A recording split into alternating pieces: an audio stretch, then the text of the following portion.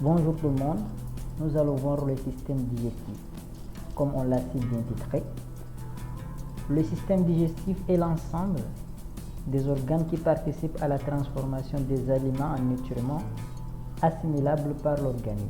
Il permet également d'évacuer les déchets solides.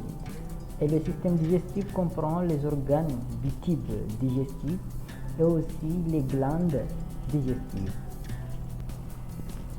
Le tube digestif comprend la bouche, le pharynx, l'œsophage, l'estomac, l'intestin grêle et le gros intestin. Et les glandes digestives comprennent la glande salivaire, le foie, les glandes gastriques, le pancréas et les glandes intestinales. Pour le type digestif, premièrement, nous avons la bouche, est une cavité tapissée de muqueuses, délimitée à l'avant par les lèvres, sur les côtés par les joues, en haut par le palais et à l'arrière par le pharynx. La bouche comprend certains organes annexes comme les dents, la langue et les glandes salivaires. Ces fonctions, la bouche intervient à l'ingestion des aliments, intervient au mécanisme, cela veut dire aux mastications des aliments et aussi à la formation du bol alimentaire. Concernant le pharynx est un conduit musculaire tapissé de muqueuses reliées à les fosses nasales, la bouche et l'œsophage. Il s'agit d'une voie commune au système respiratoire et au système digestif. La partie supérieure du pharynx contient un muscle appelé l'huète et la partie inférieure du pharynx comprend une languette cartilagineuse appelée épiglotte. Ces deux structures sont impliquées dans la déglutition. Et son rôle c'est quoi? C'est de propulser les aliments vers l'œsophage grâce à la déglutition. Maintenant, l'œsophage est un tube d'environ 25 cm de longueur reliant le pharynx et l'estomac, et les parois de l'œsophage contiennent du tissu musculaire lisse. Son rôle, c'est de propulser les aliments vers l'estomac par péristaltisme. Maintenant, l'estomac est une poche musculaire située entre l'œsophage et l'intestin grêle. Le tissu épithélial qui recouvre sa paroi interne est couvert de cavités microscopiques au fond desquelles se trouvent les glandes gastriques. Ses fonctions sont l'entreposage de la nourriture, la digestion chimique, la digestion mécanique et aussi la propulsion des aliments vers l'intestin grêle par péristaltisme. Et ici, on parle du chyme. Le chyme, c'est quoi? Au niveau de l'estomac, l'acide chlorhydrique et les enzymes digestives décomposent les aliments en une substance semi-liquide. Cette substance semi-liquide, on l'appelle chyme. Maintenant, l'intestin grêle est un long tube musculaire d'environ 2,5 à 4 cm de diamètre. Il est situé entre l'estomac et le gros intestin et il s'agit aussi du plus long organe du système digestif. Ses fonctions.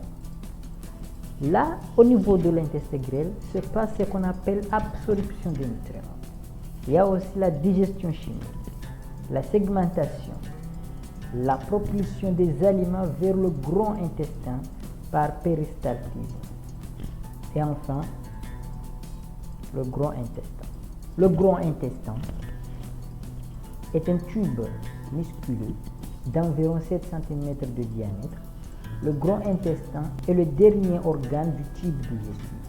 Parmi ses fonctions, il y a l'absorption de l'eau contenue dans les résidus alimentaires non digestibles et aussi la formation de matières fécales. Il y a la synthèse de certaines vitamines. Il y a la propulsion des résidus alimentaires vers l'anus par péristaltisme et enfin la défécation. La deuxième partie. Les glandes digestives, il y a les glandes salivaires. Les glandes salivaires sont des glandes digestives annexes, situées en périphérie de la bouche. On les retrouve principalement sous la langue et à l'arrière de la bouche. D'autres petites glandes salivaires non visibles sur l'image sont intégrées à la muqueuse de la bouche. Et son rôle, c'est de sécréter la salive. Les glandes gastriques. Les glandes gastriques sont des glandes digestives intégrées à la paroi interne de l'estomac.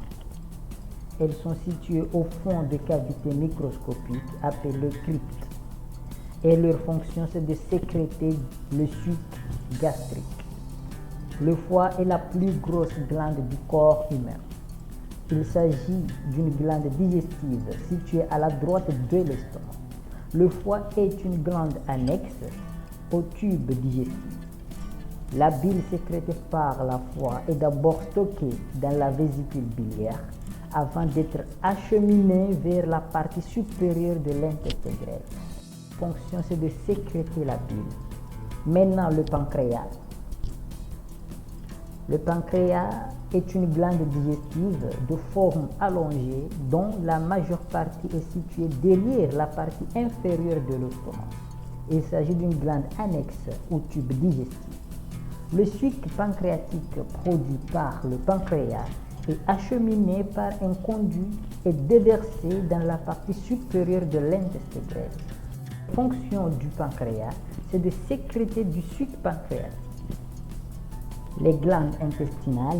Les glandes intestinales sont des glandes digestives intégrées à la paroi interne de l'intestin grêle. Elles sont situées dans des cavités entre les villosités de l'intestin grêle. Il s'agit de glandes intégrées au tube digestif et a une fonction comme la sécrétion du suc intestinal.